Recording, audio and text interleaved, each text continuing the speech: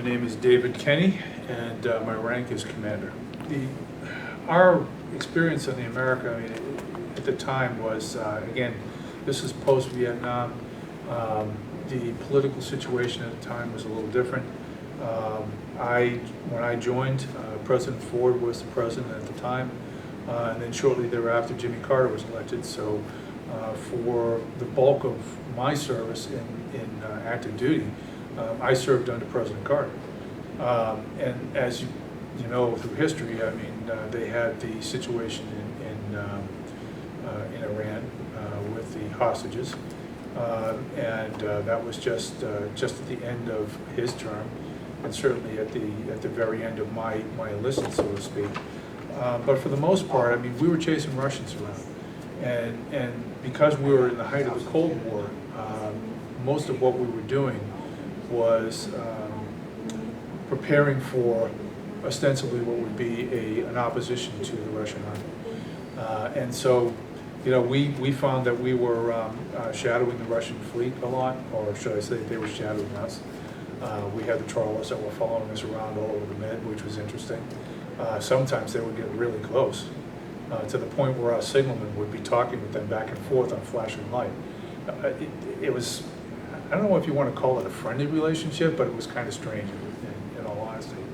And over my experience, I mean, when we launched garbage bags off of the sponson and throw out the garbage, we knew that they were picking it up.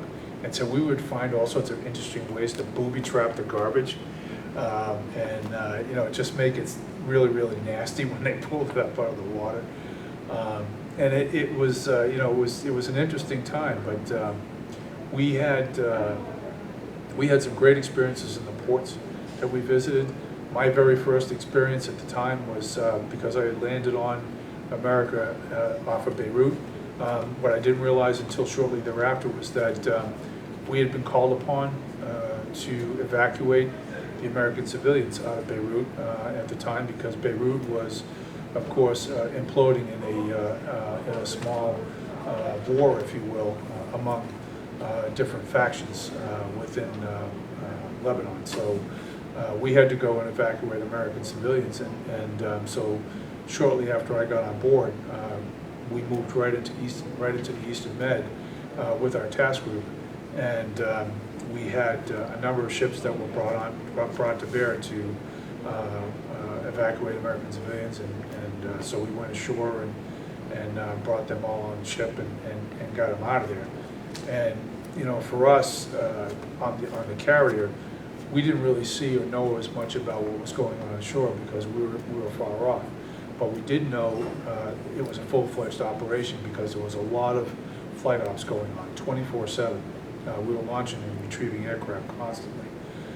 So you know, you start to sense from there, you know, that op tempo, when it ramps up, that you know something is really serious that's going on. And later on, I learned that that was dubbed Operation Fluid Drive. And then once we evacuated the civilians, we stood down. I think it was in July when that was officially over, and we were able to get the civilians back to American soil so that they could transit back to the United States.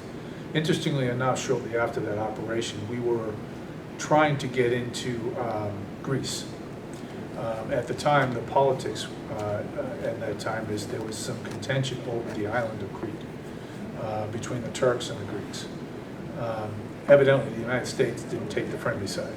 And so when we thought we were going to be going on liberty in Greece, we never got there. The first Liberty boats that tried to get onto the beach were summarily turned around and told to go back, to the point where the fishing fleet was actually chasing them back onto the ship. I wasn't on the first boats, but I had heard that they were throwing stuff at the boats. They were throwing bottles and rocks and everything else, because they were really anti-American at the time because of the position that the politicians had taken about Crete. I believe that, I don't think they were siding with the Turks, but I think they were trying to mitigate the situation. So the bottom line was that the Greeks thought that they owned the island, and you know, it was really a mess beyond our control. But we never got liberty in Greece.